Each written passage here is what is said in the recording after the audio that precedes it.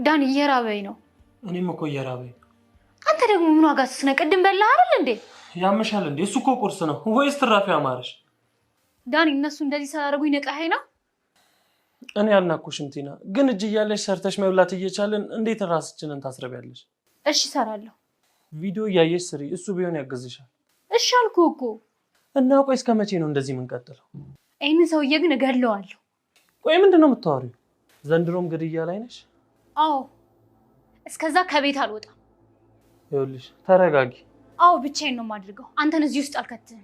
በሀሳቤ ካልተስማማ ግን መሄድ ትችላለህ። ተረጋጊ። በጣም ተረጋግቼ ነው የማወራህ። ግን እኮ ከሞት የማይሻል ውርደት ነው የተዋረድኩት። አልለቀውም። አሁን ምግብ ልስራ። ያንቺ ጋንጮር ደግሞ የተለየ ነው።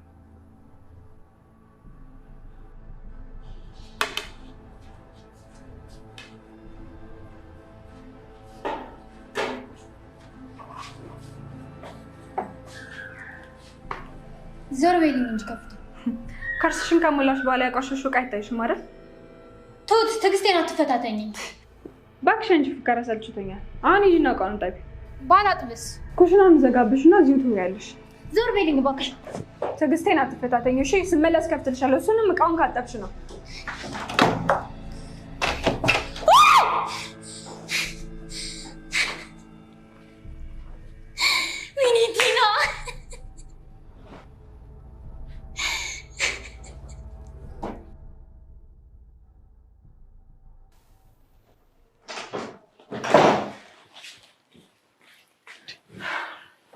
ቲናስ ኩሽና ናት ዕቃ እያጠበች።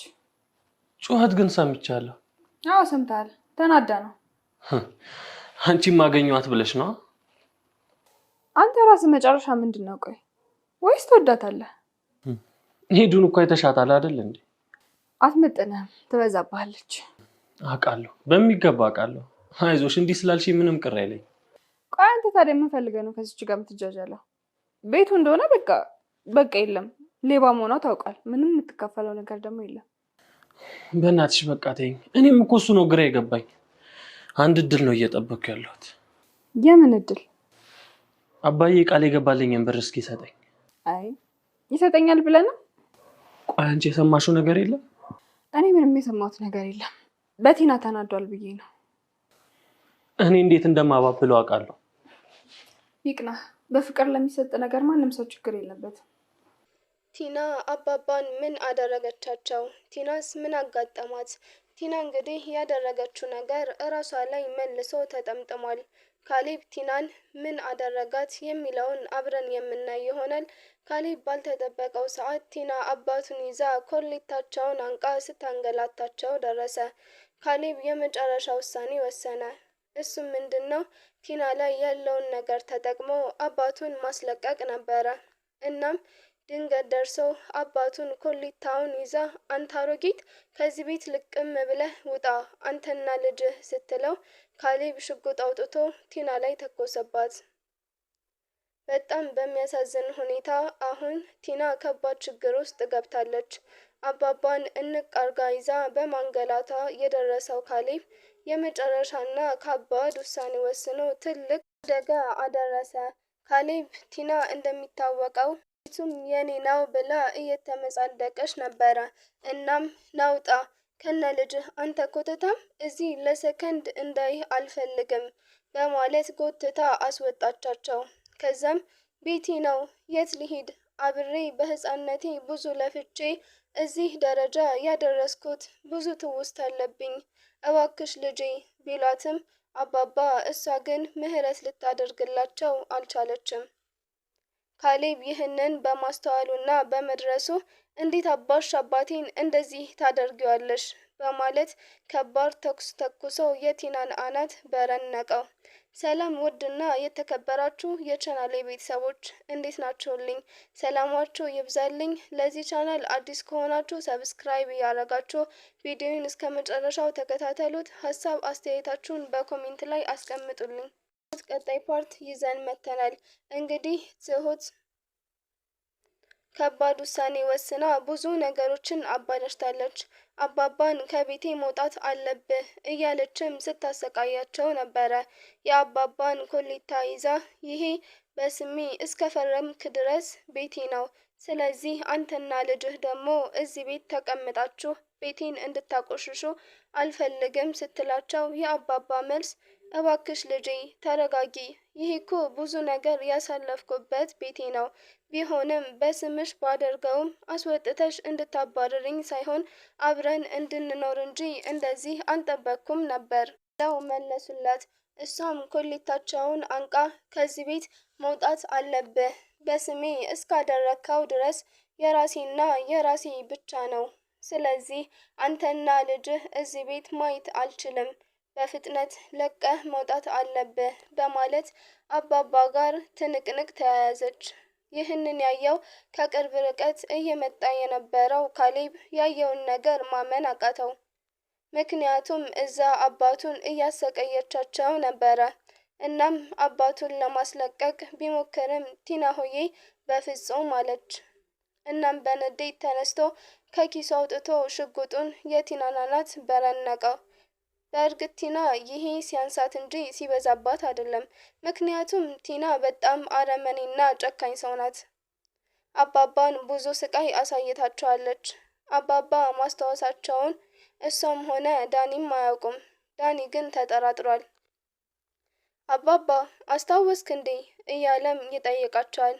እሳቸው ግን እንደማያስታውሱ ነው የሚናገሩት። ቲና በፍጹም የራሷን ስሜት እንጂ ከጀርባዬ ምን ሴራ እየተሰራ ነው ብላ ማስተዋል አትችልም። ብቻ ፊት ለፊት የራሷን ስሜት መጋፈጥ ብቻ ነው። ነገር ግን እየሄደችበት ያለው መጥፎ ስራዋ እየጠለፋት እንደሆነም አልተረዳችም።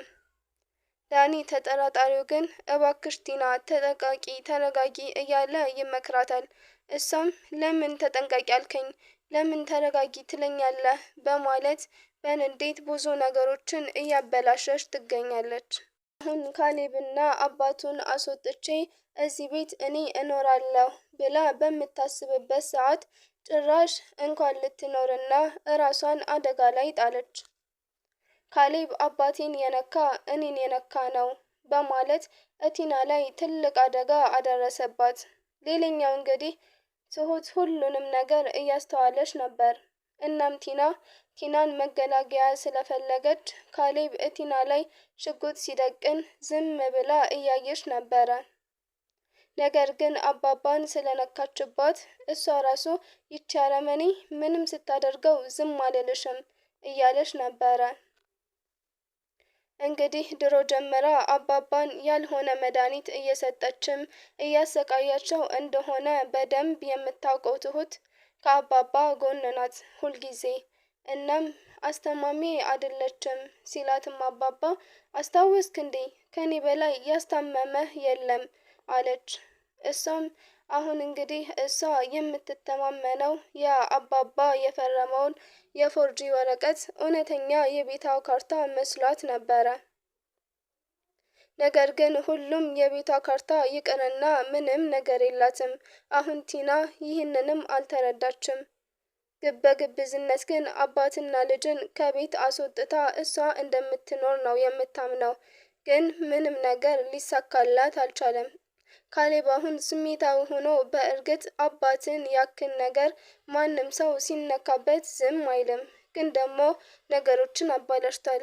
አሁን ኖኛል ጎርቶኛል በማለት በብዙ ነገር በፍርድ ቤት ገንዘቡን ልታስበላው ትችላለች።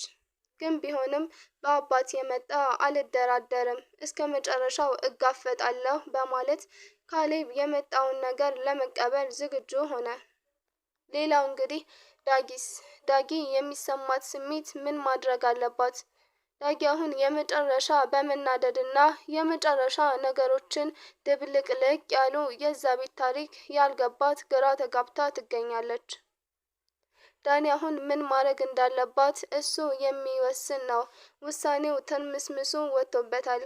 ከዳጊ ጋር መለየት የማይፈልገው ዳኒ ምን ነው ሁሉም ነገር ውሸት ሆኖ ሰላም ባገኘው፣ አሁንስ እኔም ጨነቀኝ። ከዛሬ ነገ ዳጊ ሰማች እያልኩኝ በቃ ልሙት ነው እያለ ከራሱ ጋር ይሟገታል።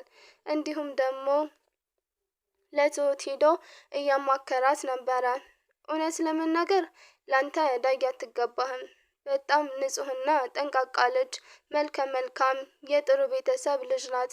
አንተ ደግሞ በማይሆን ነገር ዝፍቅፍቅ ያልክ፣ ለሷ ምኗም አትደርስ አለችው። ይህኔ በጣም ተናደደና ስሜታዊ ሆኖ እንዴት እንደዚህ ልትይኝ ቻልሽ? እኔ ማነኝ?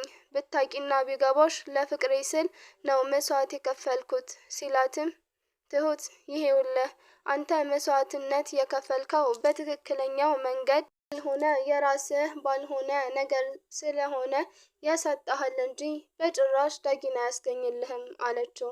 ከዛሬ ጀምረሽ እንደዚህ ብትይኝ የምሬን ነው ትሁት፣ እገልሻለሁ፣ እጠፈጥፍሻለሁ እያለ ያስጠነቅቃት ጀመረ።